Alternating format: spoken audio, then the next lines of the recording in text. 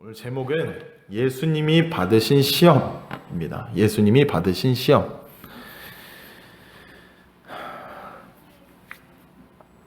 오늘 본문은 하나님의 말씀에 순종해서 이 땅에 인간으로 오신 예수님이 본격적인 사역을 시작하기에 앞서서 성령에 이끌리시어 마귀에게 시험을 받으신 장면입니다. 오늘 그 말씀을 통해서 우리의 삶을 대입해 보도록 하겠습니다. 4장 1절부터 2절 다시 한번 읽어봅니다. 시작. 예수께서 성령의 충만함을 입어 요단강에서 돌아오사 광야에서 40일 동안 성령에 이끌리시며 마귀에게 시험을 받으시더라. 이 모든 날에 아무것도 잡수시지 아니하시니 날수가 다함에 줄이신지라. 아멘. 우리는 너무나도 잘 알고 있게도 예수님은 하나님의 아들이심을 잘 알고 있습니다. 누가복음에서도 이 저자 누가가 예수님이 세례 받으실 때도 하나님의 아들이라 그랬고, 족보얘기 나왔을 때도 그 마지막에 하나님에 끝나서 예수님이 하나님의 아들이라는 걸 선포했고, 또 하나님의 아들이심을 증명받은 예수님이 이제는 성령의 이끌리심을 받아서 광야로 간다고 얘기하고 있습니다. 예수님은 거기서 40일을 계셨습니다. 이것은 이스라엘 백성들이 출애굽을 한 다음에 40년 동안 광야에 있었던 일을 우리가 떠올리게 만드는 거죠. 또 모세가 산에서 아무것도 먹지 않고 40일 동안 있었던 일도 생각나게 만듭니다. 물론 이 40이라는 숫자를 생각할 때 많은 숫자들이 있어요. 노아의 방주가 타기 전에 노아의 방주 타고 나서 비를 내린 날도 40일이고 여러 가지가 40이라는 숫자와 연관되어 있습니다. 그런데 호세아 선지자는 이 출애굽에서 40년 동안 지냈던 이 상황을 두고 이스라엘 백성들을 향하여서 이렇게 호칭을 합니다. 호세아 11장 1절에 보니까 이스라엘이 어렸을 때에 내가 사랑하여 내 아들을 애굽에서 불러냈거늘. 이스라엘 백성도 하나님의 아들이라고 비유를 하는 겁니다. 앞의 경우에는 하나님이 그 백성들을 시험하셨지만 여기서는 마귀가 하나님의 아들을 시험하는 것을 하나님이 허락하셨다는 것이죠. 이스라엘 백성들은 하나님께 시험을 받았지만 예수님은 마귀에게 시험을 받고 있습니다. 여기서 한 가지 궁금증이 생기는 거예요. 여러분들 이제 금식 많이 해보셨을 줄 압니다. 특히 우리 교회는 고난 주간에 목사님을 중심으로 이제 원하시는 분들이 금식을 하시는데, 저도 여기 와서 한 5년째 해봤지만 저에게 맞는 거 한 2박 3일인 것 같아요. 그 이상을 도저히 못 넘기겠습니다. 더 도전해 봐야겠죠. 어쨌든 하루만 해도 현기증이 나고 한 끼만 굶어도 신경질이 나는 우리인데 예수님은 40일 동안이나 금식을 하셨답니다. 40일. 이렇게 생각할 수도 있어요. 하나님의 아들이니까 그 정도야 뭐 능력으로 조절할 수 있지, 이렇게 생각할 수도 있겠죠. 그러나 사실 온전한 인간으로서 시험을 당하셨던 예수님은 진짜로 배가 고프셨던 거예요. 예수님이 극도의 배고픈 고통을 느낄 때 이 마귀가 찾아왔다는 것이죠. 되게 치졸하지 않습니까? 예수님이 만약 이 땅에 오시지 않았으면 느끼지 않아도 될 고통인데 굳이 이 땅에 오셔서 이 배고픔의 고통, 여러 가지 느낄 수 있는 인간의 고통들을 다 느끼셨다는 거예요. 마귀는 바로 이 점을 노리고 유혹해 온 것입니다. 한번 생각해 볼까요? 마귀가 가장 두려운 게 뭘까요? 마귀가 가장 두려운 거. 마귀가 가장 두려워하는 거는 하나님의 아들이신 예수님이 사람이 되는 것입니다. 요한계시록에서도 우리는 그 장면을 봤습니다. 여인이 아이를 출산하려 할 때 그 용이 앞에서 막 으르렁대고 있는 거. 그렇죠? 어떻게든 일이 일어나지 않게 만들려고 방해하는 것이 바로 마귀인 것이죠. 그럼 왜 예수님이 인간이 되는 것을 마귀가 그토록 무서워할까요? 예수님이 인간이 되면 하나님께서 구약에 예언하신 대로 구속과 대속의 죽음이 이루어지기 때문입니다. 다시 말하면 하나님의 나라와 대립각에 서 있는 이 마귀 입장에서 자기 손아귀에 있는 인간을 예수 그리스도의 대속의 피로 그냥 뺏겨버리는 거예요. 단순히 지금 이 시험이 마귀가 예수님을 향해서 주는 이 시험이 먹을 걸로 장난치고 권력으로 장난치고 뭔가 명예로 장난치는 이런 수준이 아니라 예수님을 그저 죄에 넘어뜨리려는 그 정도의 수준이 아니라 예수님을 인간이 아닌 하나님의 아들로 다시 돌려보내려고 하는 것입니다. 그것을 막으려고 하는 거예요. 구속의 사건, 구원의 사건을 막으려고 안간힘을 쓰는 겁니다. 준비를 많이 했나? 왜 3가지나 준비했으니까요.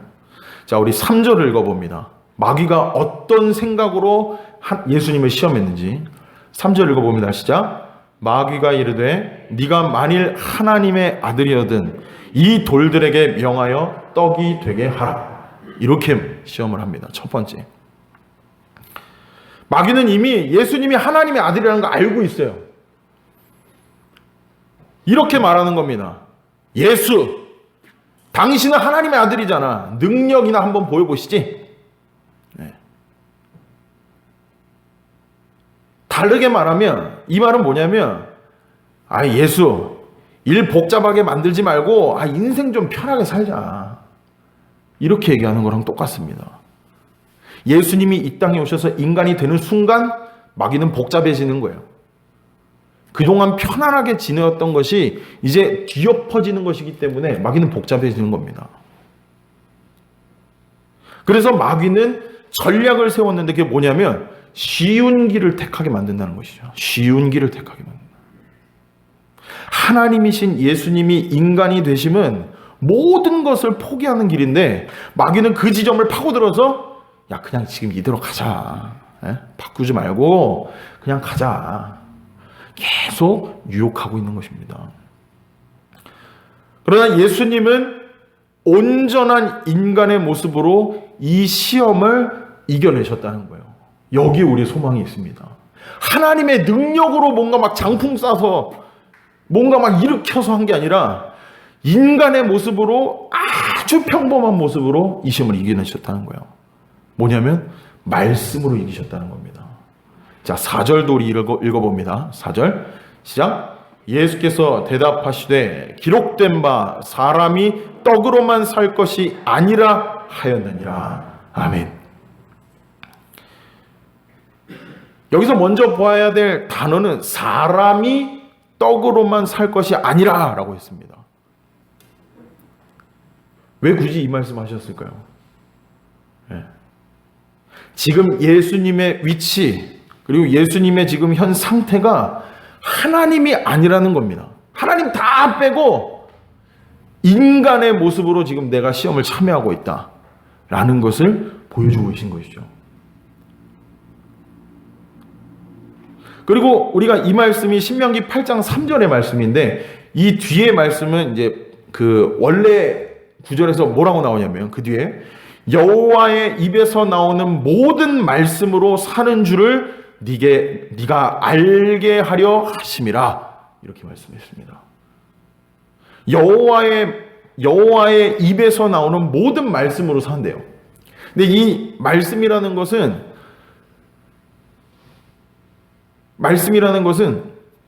말씀으로도 해석이 되지만 옛날 히브리어 성경에 보면 모든 것으로 해석되어 있습니다. 모든 것. 하나님이 창조하신 모든 것을 총동원해서 하나님이 나를 보살피신다. 이것을 마귀에게 선포하고 있는 거예요. 단순히 이 먹을 거 가지고 나를 보살피는 게 아니라 모든 거 가지고 하나님이 나를 보살피신다. 이렇게 고백하는 것이죠. 다시 말하면 하나님이 세상을 입으로 명하여 창조하시고 다스리시고 보살피신 것처럼 예수님 자신도 인간으로서 하나님이 그렇게 지켜 보호하신다는 것을 마귀에게 그대로 선포한 거예요. 이 순간 나는 하나님이 아니라 완전한 인간이다. 나는 이 시간 죽으러 왔다. 이것을 마귀에게 선포한 것입니다. 그렇다면 여기에 우리의 신앙생활에 중요한 실마리가 열리는 거죠. 우리도 이런 시험을 대할 때마다, 이런 마귀의 패턴과 같은 시험을 대할 때마다 이길 수가 있다는 것입니다. 이길 수가 있다는 거예요. 그리고 이길 수 있는 길을 예수님이 제시해 주셨기 때문에 우리는 능히 그 방법대로 사용하면 이길 수 있다는 거예요. 예수님은 어떻게 그 시험을 나아가셨냐면 성령에 의해서 나가셨고 성령에 이끌려서 시험을 받으셨습니다. 그리고 성령의 능력을 힘입어서 그 시험을 이기셨던 거예요. 이 세상이 주는 시험은 내 힘으로 절대 이길 수 없습니다. 내 능력으로도 절대 이길 수가 없어요. 아무리 한 단계 올라가더라도 또 한 단계 위에 있고, 또 올라가더라도 또 위에가 있고, 이만큼을 채웠지만 또 위에 이만큼을 채워야 하는 갈급함 속에 있기 때문입니다. 그렇지만 내 안에 계시는 성령님께서 나를 철저하게 이끌어 주실 때 우리는 마귀와의 영적인 싸움에서 이길 수밖에 없다는 거예요. 그러므로 오직 성령의 충만함을 입어서 하나님의 입에서 나오는 모든 말씀, 하나님의 입에서 나오는 모든 것들로 그 시험을 능히 이기시는 저와 여러분들이 되시기를 바랍니다. 두 번째 시험으로 가봅니다. 두 번째. 5절과 8절 다 같이 읽어봅니다. 시작. 마귀가 또 예수를 이끌고 올라가서 순식간에 천하만국을 보이며 이르되 이 모든 권위와 그 영광을 내가 네게 주리라. 이것은 내게 넘겨준 것이므로 내가 원하는 자에게 주노라. 그러므로 네가 만일 내게 절하면 다 네 것이 되리라. 예수께서 대답하여 이르시되 기록된 바 주 너의 하나님께 경배하고 다만 그를 섬기라 하였느니라. 아멘. 자, 마귀는 이번에 예수님을 어디로 데려가냐면 높은 곳으로 올라갑니다. 마태복음에서는 높은 산이라고 그러기도 했어요. 그런데 아무리 높은 산을 올라가도 에베레스트가 제일 높겠죠. 천하만국이 보이는 산이 있을까요? 천하만국. 아무리 높은 산을 올라가도 천하만국이 보이는 산이 있을까? 온 우주가 보이는 산이 있을까? 라는 생각이 들지만 어쨌든 마귀는 예수님을 높은 곳으로 데리고 갔다는 거예요. 여기 보면은 마귀도 하나님이 허용하시는 범주 안에서는 하나님의 버금가는 능력을 가지고 있다는 것을 볼 수 있는 거예요. 마귀도 천하만국을 볼 수 있는 능력이 있습니다. 하나님의 못 미칠 뿐이죠. 그런데 마귀는 자기 분수도 모르고 이 천하만국이 자기 것인 것 마냥 과장을 하고 있는 거예요. 특히 6절에 보니까 이 모든 권위와 영광을 내가 네게 주겠다 이렇게 선포합니다. 이게 쉬운 성경으로 보면 내가 이 모든 권세와 영광을 주겠소. 이것은 모두 내게 넘어온 것이니 내가 원하는 사람에게 줄 수 있어. 이렇게 얘기하는 겁니다. 마치 이 천하만국을 자기가 창조한 것 마냥 그리고 자기가 좌지우지하는 것 마냥 생각하면서 내가 원하는 사람에게 주겠다. 이렇게 얘기하는 것이죠. 이러한 모습은 하나님이 마귀에게 허락하셔서 욥을 시험하게 했던 일들을 떠올리게 합니다.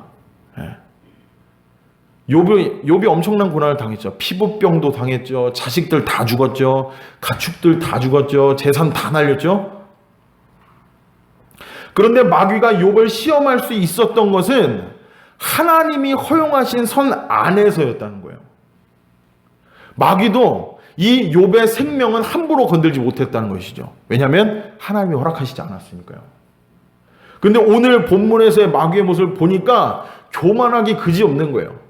하나님이신 예수님 앞에 딱 대고 이거 내 거니까 나한테 절만해. 그럼 내가 줄게. 이렇게 얘기하는 겁니다.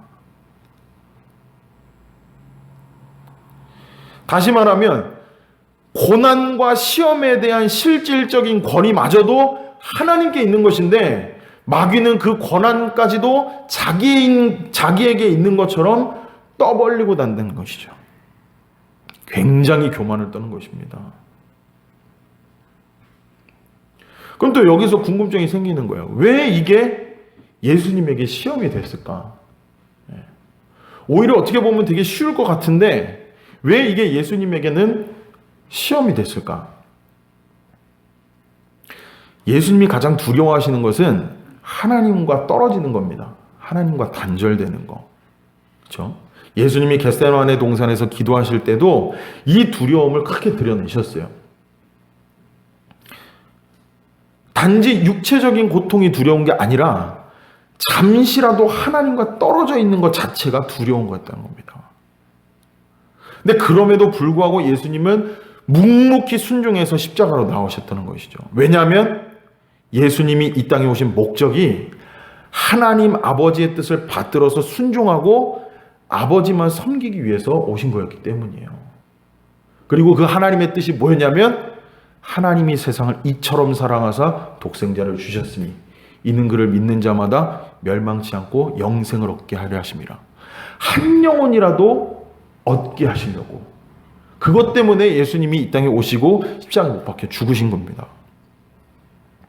그런데 마귀는 천하 만국을 보이면서 야, 너 나한테 절하면 이거 내가 너 다 줄게 라고 말하는 것이죠. 이 말은 야, 여기 쉬운 길 있잖아. 응? 십자가 말고도 다른 길 여기 있어. 너 하나님하고 안 헤어져도 돼. 야, 뭐하러 그게 십자가 죽어가지고 피곤하게 만드니? 여기 쉬운 길 있잖아. 이거 나한테 절 한 번만 해. 그럼 내가 다 줄게. 이렇게 유혹을 한다는 거예요. 이렇게 요구한다는 거예요. 쉬운 길이 아닌 다른 길이 혹독한 고난의 길이라면 예수님에게는 이 십자가의 길이 유혹으로 다가오지 않겠습니까?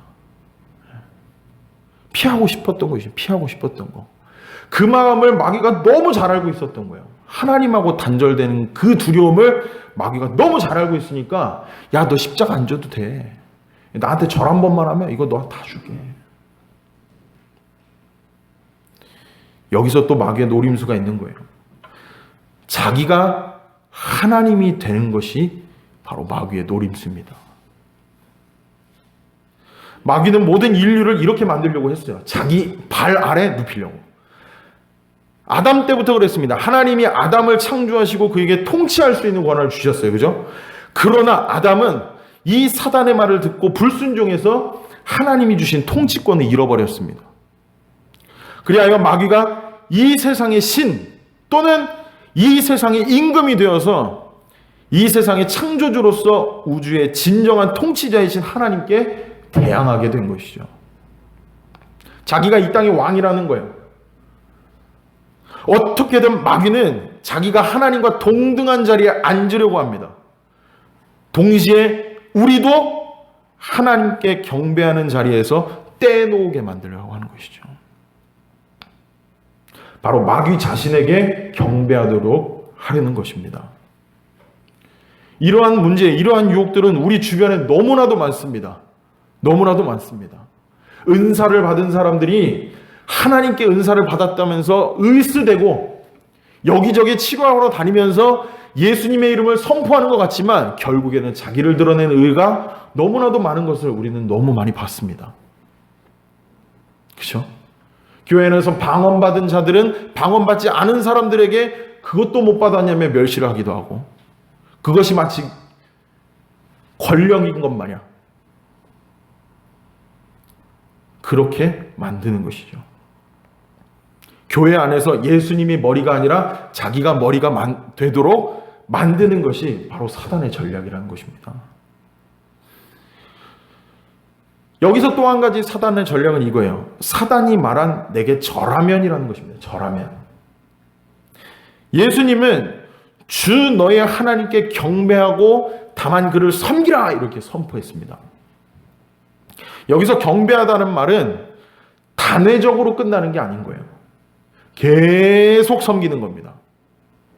지속적으로 그 대상 앞에 엎드려서 통치를 받는다는 개념이 경배하다는 거예요. 다시 말하면 마귀는 예수님에게 이렇게 말하는 겁니다. 또 똑같아요. 야, 뭘 어렵게 하냐. 십자가에 달려 죽어서 하나님께 단절되는 거 너 두렵지도 않냐? 야, 그냥 나한테 내가 세상 권력 줄 테니까 이걸로 좀 쉽게 가자고. 이걸로 좀 쉽게 가자. 이렇게 말하면서 예수님의 신적 권위를 활용하여서 세상을 폭력적으로 통치하도록 만든다는 겁니다. 무력으로 제압하게 만드는 거예요. 무력으로. 우리는 세상에 많은 독재자들의 모습을 보았습니다.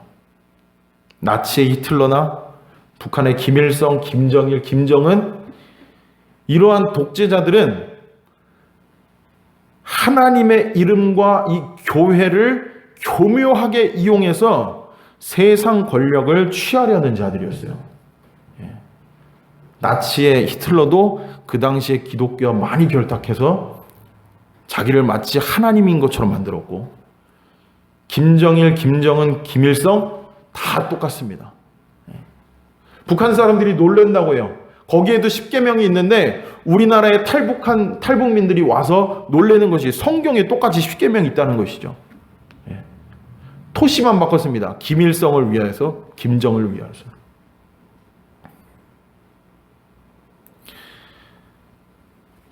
그 사람들은 이 성령의 능력이라는 것을 자기의 권력으로 이용해 먹었다는 거예요.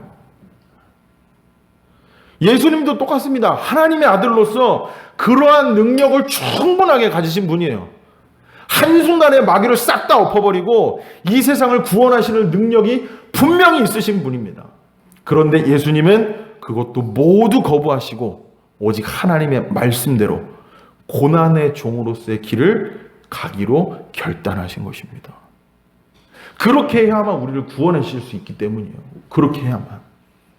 대속의 피가 있어야만 우리를 구원하실 수 있기 때문에. 부모로서 자녀를 믿음의 자녀로 양육하는 게 참 중요하죠. 어떻게 해야 할지 방법에 대해서 많은 고민을 하기도 합니다. 아이들하고 같이 큐티를 하기도 하고 성경 통독도 하고 필사도 하고 찬양도 하고 말씀 암송도 하고 여러 가지로 아이들을 말씀에 노출시키려고 노력을 해요. 그런데 대부분의 방식, 다 그렇다는 건 아닙니다. 모든 사람이 다 그런 건 아니지만 거진 보면 부모인 자신은 하지는 않는데 아이들한테 시키는 경우가 너무 많다는 거예요.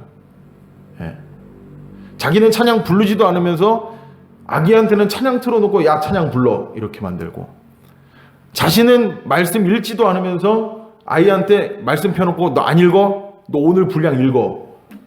큐티도 똑같죠.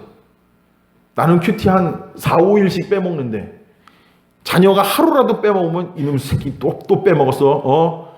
너 혼나. 이렇게. 신앙마저도 강압적으로 될 수 있는 게 참 무섭습니다. 그러면 어떻게 양육하는 것이 제일 좋은 방법일까요? 가장 효과적인 신앙교육은 부모인 내 삶을 통해서 그냥 보여주는 겁니다. 시키는 게 아니라 부모인 내 삶을 통해서 그냥 아이들에게 보여주는 거. 부모의 권위로 이거 해라 저거 해라 지적할 것이 아니라 먼저 내가 어떻게 하나님의 말씀에 순종하고 섬기는지를 보여주면 자녀들은 그대로 따라오게 돼 있다는 것이죠. 그것이 하나님이 세우신 부모의 권위를 남용하지 않는 것인 줄 압니다.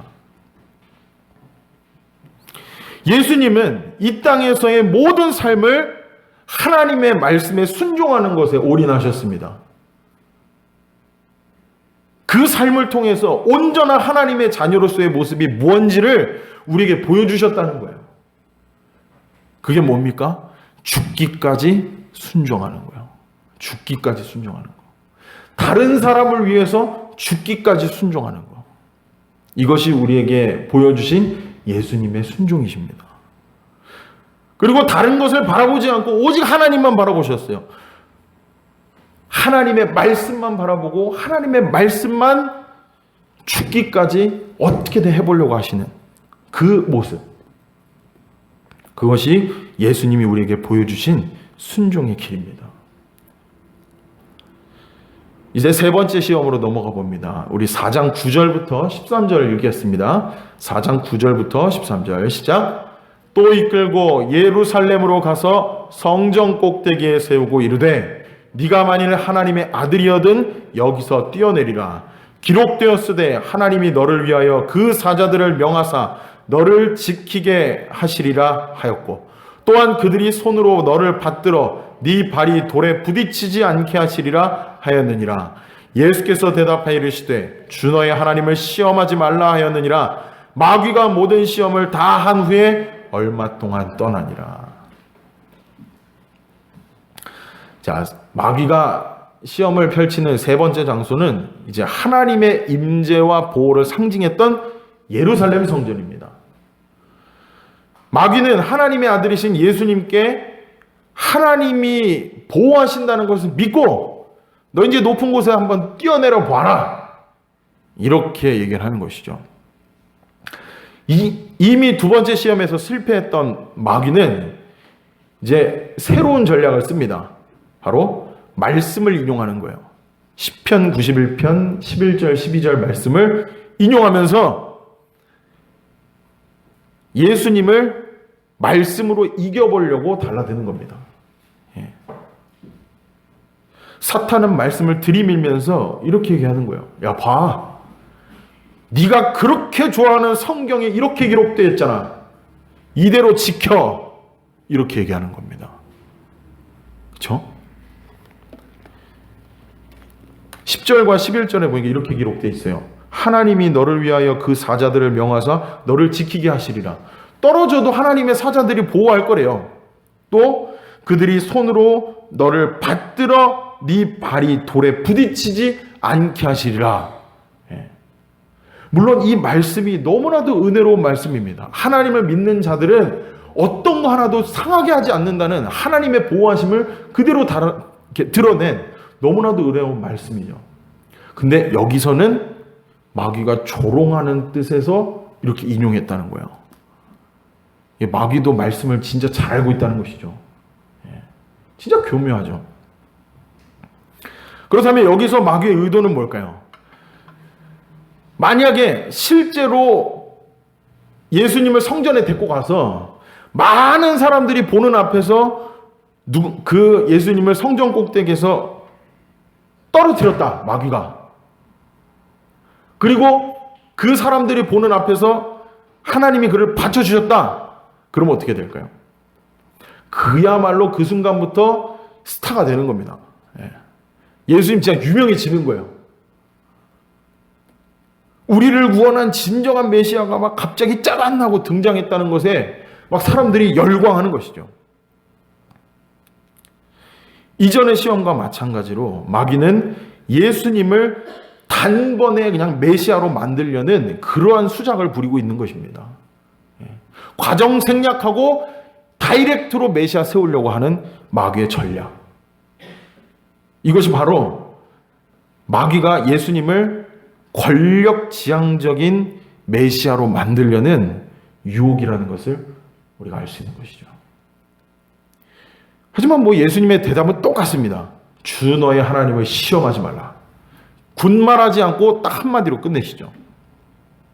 하나님은 이 말씀으로 하나님의 뜻에 순종하고자 하는 굳은 결심을 마귀에게 보여줬다는 겁니다. 이것을 우리에게 적용한다면 어떻게 될까요? 물론 예수님이 당하신 시험과 우리가 당하는 시험이 같은 점도 있고 다른 점도 있습니다. 다른 점은 일단 마귀는 예수님을 하나님의 아들이라고 딱 결정 짓고 시험을 했다는 거예요.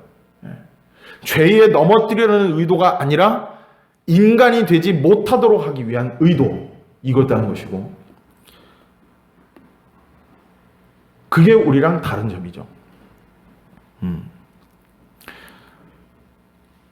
그렇지만 예수님이 당한 시험과 우리가 당한 시험이 공통점도 있습니다. 뭐냐면 예수님이 받으신 시험과 그 전제는 다르지만 마귀가 우리를 유혹하는 패턴이 똑같다는 거예요. 예수님이 우리와 똑같은 연약한 인간으로서 시험을 받으셨다는 거, 이거부터 일단 갔죠. 그럼에도 불구하고 예수님은 이스라엘 백성들이 실패했던 이 광야 시험을 말씀으로 멋지게 이기셨다는 겁니다. 이 말은 예수님의 대속의 은혜로 하나님의 자녀가 된 우리도 마귀가 주는 시험을 당연하게 이길 수 있다는 것을 말해 주는 거예요. 고린도전서 10장 13절에 보니까 우리가 너무 잘 아는 말씀이 있습니다. 사람이 감당할 시험밖에는 너희가 당한 것이 없나니 오직 하나님은 미쁘사 너희가 감당하지 못할 시험 당함을 허락하지 아니하시고 시험 당할 즈음에 또한 피할 길을 내사 너희로 능히 감당하게 하시느니라. 이렇게 말씀하십니다. 하나님은 자녀된 우리에게 가장 좋은 것으로 입히시고 먹이시기를 원하시는 분이십니다. 그래서 하나님은 우리가 시험을 당할 때에도 우리가 감당할 만큼만 시험을 허락하신다는 거예요. 욥에게도 그랬죠. 예수님의 상황도 똑같습니다. 예수님이 이만큼도 감당할 수 있으시니까 마귀에게 어마어마한 분량의 시험까지도 허락하게 하신 거예요.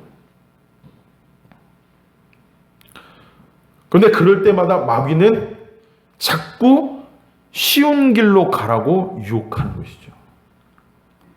이게 마귀의 전략입니다. 저와 여러분들도 인생 가운데 살아가시면서 유혹을 당하고 시험을 당할 때, 또 하나님께서 내어주시는 그 시험을 당할 때 마귀가 노리는 것이 이 지점인 거예요. 야, 좀 쉽게 가자. 쉽게 해. 그러나 예수님은 이 쉽고 넓은 길을 놔두고 오직 주의 말씀대로만 가셨습니다. 이게 참 힘든 거죠. 그렇지만 우리도 모든 인생의 여정에서 세상이 주는 편안함과 쉬운 방법을 뒤로하고 오직 정직하고 겸손하게 하나님 말씀에 순종하며 나아간다면 그 길은 반드시 하나님의 자녀로서 하나님 품에 안기는 놀라운 순간이 기다리고 있다는 것입니다. 우리에게 유혹이 참 많습니다. 사업하시는 분들도 그렇고요. 학교 다니는 학생들도 그렇고요. 다 똑같습니다. 쉬운 길로 가고 싶죠. 내 돈 조금 들이고 이익 많이 남기고 조금 공부하고 성적 많이 내고 싶죠. 그러나 하나님이 우리에게 원하시는 것은 올바른 길로 가라는 것입니다. 구원도 마찬가지입니다. 담 넘어서 오면 그건 도적이라고 하셨어요. 오직 예수 그리스도를 믿음으로 말미암아 동쪽으로 난 그 문으로만 들어와야 우리의 구원이 인정이 된다는 것입니다. 저와 여러분들 이 시간 기도할 때 이 길을 걷기를 소망합니다. 하나님 다른 길 보지 않게 하여 주시옵소서. 내가 예수님 믿는 것이 다른 길로 가는 것이 아니라 오직 예수님의 길로만 갈 수 있게 하여 주시옵소서. 또 내가 시험을 당할 때도 다른 것에 의지하지 않게 하시고 쉬운 길 가려고 하지 않게 하시고 오직 하나님의 말씀에 붙잡혀서 그 길로만 갈 수 있게 하여 주옵소서. 혹여 그 길이 내 인생을 피곤하게 만들고 힘들게 만드는 길이라 할지라도 주님이 가라시면 가는 우리가 되게 하여 주옵소서. 우리 마음 품고 우리 담대하게 묵묵하게 걸어가시는 저와 여러분들 되시길 바랍니다. 기도하시겠습니다.